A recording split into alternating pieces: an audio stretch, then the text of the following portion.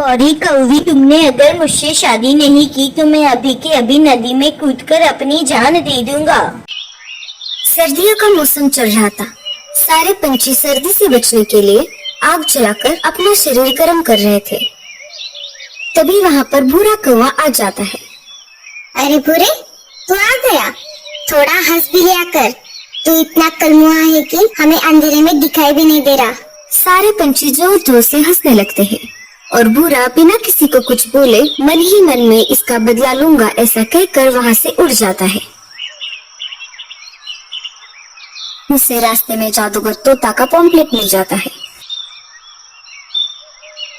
उस पॉम्पलेट को भूरा कौवा पढ़ता है। कल करे सो आज कर, आज करे सो अब। हो किसी बात से परेशान तो मिलेगा उसका समाधान। संपर्क जादूगर तोता। भूरा उस पॉम्पलेट को पढ़कर उस जगह जाता है। अरे भूरे कौवे, आ गए तुम? अरे, पर आपको मेरा नाम कैसे पता चला? ये मेरी सालों की तपस्या का फल है बच्चे। तुम्हें जो चाहिए वो मैं ही दे सकता हूँ। क्या सच में आप मुझे सबसे सुंदर बना सकते हो? हाँ, मैं कुछ भी कर सकता हूँ, लेकिन बदले में मुझे कुछ देना पड़ेगा। भूरा जादूगर की सारी बातों को मान लेता है। जी हाँ तोते महाराज, आप जो चीज बोलोगे वो मैं चीज आपको ला कर दूंगा। बस मुझे सुंदर बना दीजिए। हाँ, तो ध्यान से सुनो मेरी बात। अगले अमावस की रात तक जितने पक्षियों के पंख इकट्ठा हो सके इकट्ठा करो और मेरे पास लेकर आओ। तुम जितने ज्यादा पंख लाओगे तुम उतने ही ज्यादा सुंदर दिखोगे। भूरा सुंदर दिखने के लिए कुछ भी कर सकता है और वो हर रात अगली अमावस्या तक पंछियों के पर चोरी करके जमा कर रहा था। क्या हुआ बुलबुल, तुम इतनी परेशान क्यों हो? क्या बताओ लाडो, दिन ब दिन तो मेरे पंख की संख्या कम ही हो रही है। बल्कि मैं मेरे पंख को सुंदर दिखने के लिए उन्हें हर रोज साफ करती हूँ। हाँ बुलबुल, मेरे भी पर दिन ब दिन कम हो रहे हैं। पता नहीं क्या हो रहा है। तभी बाकी के सारे पंछी वहाँ पर आ जाते हैं जिनके पर गायब हो रहे थे। नहीं, ये कोई आम बात नहीं है। सारे पंछियों के पर यूं ही कैसे कम हो सकते हैं? जरूर इसके पीछे कोई साजिश या फिर कोई बीमारी हम पंछियों में आ गई है। इधर कालू कौवा अपने ख्यालों में मन ही मन सोच विचार कर रहा था। सारे पंछियों के पर ऐसे अचानक गायब कैसे हो रहे हैं? लेकिन मेरा तो एक भी पंख गायब नहीं हुआ। जरूर ये किसी की सोची समझी साजिश है। इधर सारे पंछी ये बात तोता राजा को बताने की सोच रहे थे। इधर पूरा अमावस्या की रात का फायदा उठाकर सारे पंछियों से बचकर पंखों को एक बोरी में भरकर जादूगर तोता के पास चला जाता है।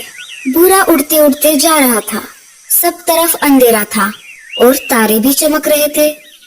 भूरा कौवा जादूगर तोता के पास आ जाता है।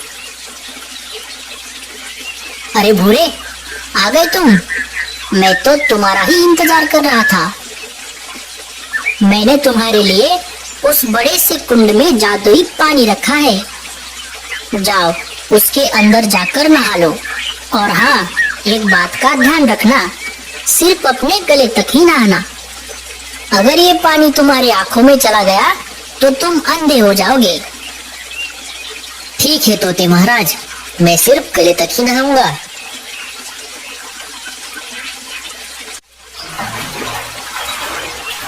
भूरा कौवा जादूगर तोता के बताए हुए विधि के अनुसार नहाकर आता है।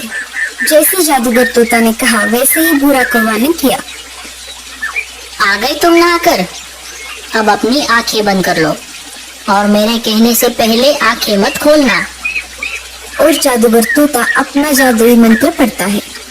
श्रीं विं सर्वलिंग भूत भविष्य वर्तमान बदलिंग। भूरा कौवा है जो सबसे कच्चा, बन जाए जंगल में सबसे सुंदर और अच्छा। और जादूगर तोता सारे पंखों को भूरे की ओर फेंक देता है। इधर सारे पंछी तोता राजा के महल में आ जाते हैं, लेकिन पता नहीं क्यों तोता राजा तो बहुत ही उदास थे। महाराज, क्या हुआ? आप इतने परेशान क्यों हो?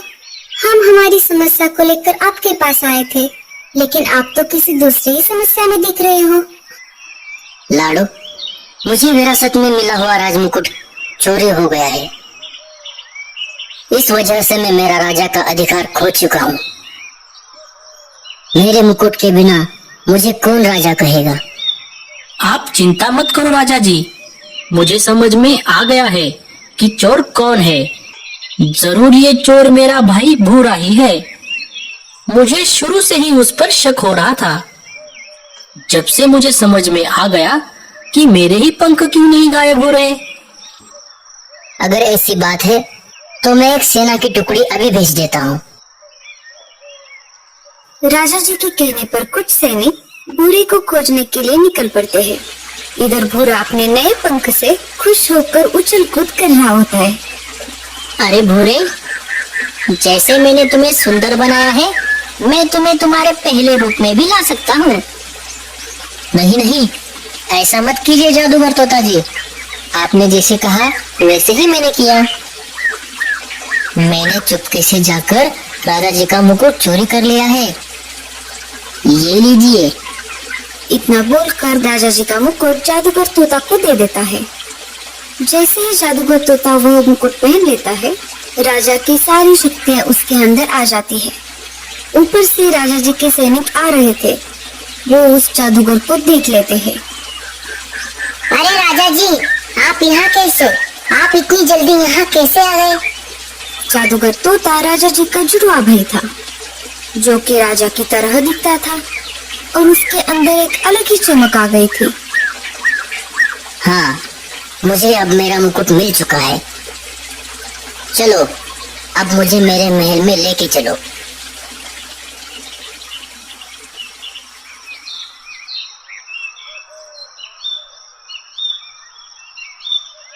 थोड़ी देर बाद वो राजा जी के महल में आ जाते हैं। सैनिकों, ये कौन है जो मेरे सिंहासन पर बैठा हुआ है? इसे अभी के अभी यहाँ से निकाल कर बाहर फेंको। अरे मिट्ठू, तू ला, मुझे मेरा मुकुट वापस कर दे। तुझे तो पिताजी ने जंगल से बाहर निकाल दिया था। नहीं नहीं, मैं कोई तुम्हारा भाई वाई नहीं हूँ। हट जाओ मेरे सिंहासन से। इधर कालू कौवा और लाडो सब देख रहे थे। तभी कालू को एक आइडिया आता है। रुक जाओ, मुझे पता है असली राजा कौन है। सारे पंछी कालू की तरफ देखने लगते हैं। असली वाला मुकुट मेरे पास है, जो मैंने भूरे के घर से चुपके से चुरा लिया था और मेरे पास रखा था। ये बात सुनकर सब चकित हो जाते हैं। क्या? ये नहीं हो सकता। इतना बोलकर जादूगर तोता अपना मुकुट जमीन पर फेंक देता है और उस मुकुट को लाडो हवा में ही कैच कर लेती है। ये लो महाराज, आपका मुकुट। ऐसा कहकर लाडो असली वाले राजा को वह मुकुट दे देती है। कालू कौवे, तूने मेरा भांडा फोड़कर अच्छा नहीं किया। मैं इसका बदला जरूर लूंगा। सैनिकों, इस बेरुपये तोते को काल कोठरी में डाल दो। राजा जी को अपना मुकुट वापस मिल जाता है और सारे पंछी खुशी से अपने घोंसले की तरफ निकल पड़ते। थोड़ी ही देर बाद तेज बारिश शुरू हो जाती है। इधर भूरा कौवा अपनी सुंदरता में मस्त मगन होकर नाच रहा था। अरे मैं तो सुंदर बन गया।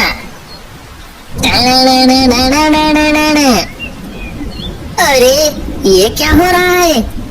मेरे सारे पंख ये नीचे कैसे गिर रहे हैं? मेरे सारे पंख निकल क्यों रहे हैं?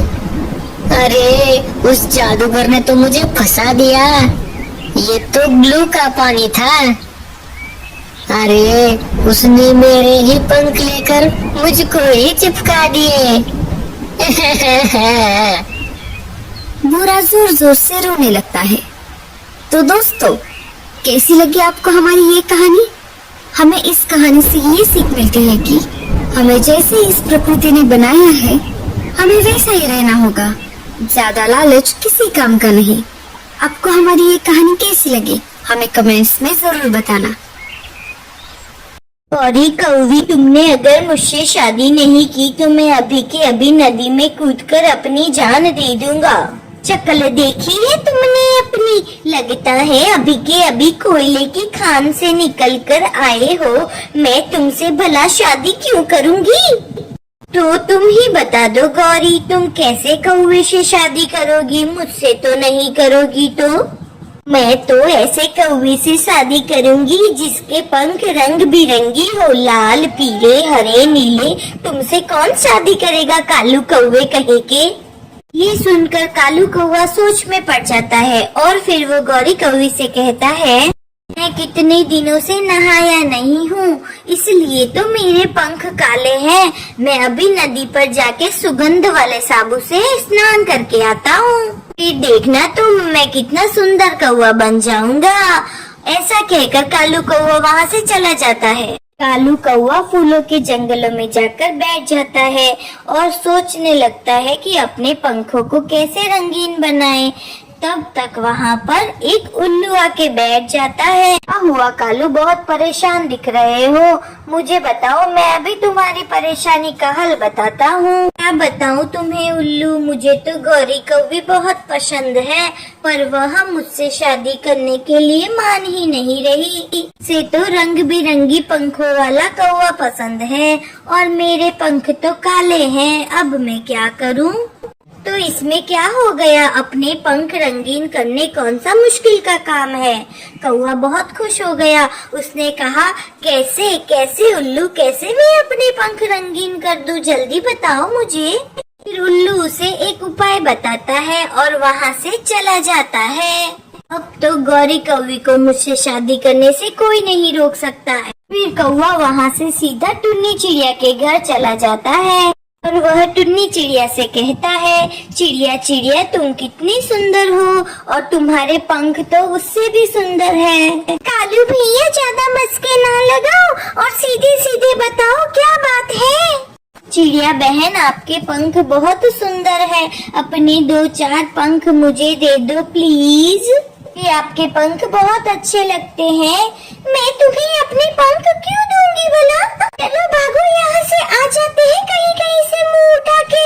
कालू कौवा परेशान होकर वहाँ से चला जाता है। रास्ते में उसे एक सुंदर मोर दिखता है और वह मोर के पास जाके बैठ जाता है। अरे मोर, तुम कितनी सुंदर हो, मैं भी तुम्हारे जैसा सुंदर बनना चाहता हूँ। तुम तो हो कालू कौवे, तुम्हारे पंख भी है काले काले। मैं इतना सुंदर हूँ, मेरे पंख इतनी रंग बिरंगी है, तुम मेरी तरह सुंदर कैसे बन सकती हो भला? अरे मोर भाई, इसीलिए तो मैं तुम्हारे पास आया हूँ। आप मुझे अपने 2-4 पंख दे दो तो मेरे पंख भी रंगीन हो जाएंगे। तुम्हारे पंखों को मैं अपने पंखों के ऊपर चिपका दूंगा और इसी तरह मैं भी सुंदर बन जाऊंगा। कौवे की बात सुनकर मोर समझ जाता है, ये तो कोई पागल कौवा है और मैं इसे और भी पागल बना देता हूँ। ठीक है कालू कौवे, तुम मेरे लिए थोड़े से दाने लेकर आ जाओ। मैं दाने खाकर अपने पंख फड़फड़ाऊंगा और नाचूंगा तो मेरे पंख नीचे गिर जाएंगे। उसमें से तुम 2-3 पंख उठा लेना। कौवे को मोर की बात बहुत पसंद आती है और मोर भी कौवे को पागल बना देता है। खुश होकर कहता है, ठीक है मैं जाता हूँ और तुम्हारे लिए अभी कहीं से दाना लेके आता हूँ। ऐसा कहकर कौवा वहाँ से चला जाता है। आज तो इन पक्षियों की खैर नहीं, मेरी सारी फसल बर्बाद कर दी। मैं छोड़ूंगा नहीं इन पक्षियों को। किसान डंडा लेकर खेत में छुप जाता है और फूटी किस्मत उस कालू कौवे की कि वो उसी खेत में आता है और दाना लेने लगता है। कौवा जैसे ही दाने लेने लगता है, वहाँ पर किसान आ जाता है और कौवे की खूब पिटाई करता है। डिशुम डिशुम डिशुम, कौवा चिल्लाता है, मुझे छोड़ दो, जाने दो। डिशुम डिशुम डिशुम, किसान कौवे को बहुत मारता है और कौवा किसान से पीछा छुड़ाकर वहाँ से भाग जाता है। बड़ी मुश्किल से किसान से कौवे ने पीछा छुड़ा लिया और फिर वह कौवा वापस उल्लू के पास गया। उल्लू भैया, तुम्हारी तरकीब मेरे तो कुछ काम ना आई, मार भी खा ली और मेरे पंख तो काले के काले। अब मैं क्या करूं? कहकर कौवा जोर जोर से रोने लगता है। अगर आपको हमारी कहानी अच्छी लगी तो हमारे वीडियो को लाइक करें और हमारे चैनल को सब्सक्राइब करना ना भूलें। धन्यवाद।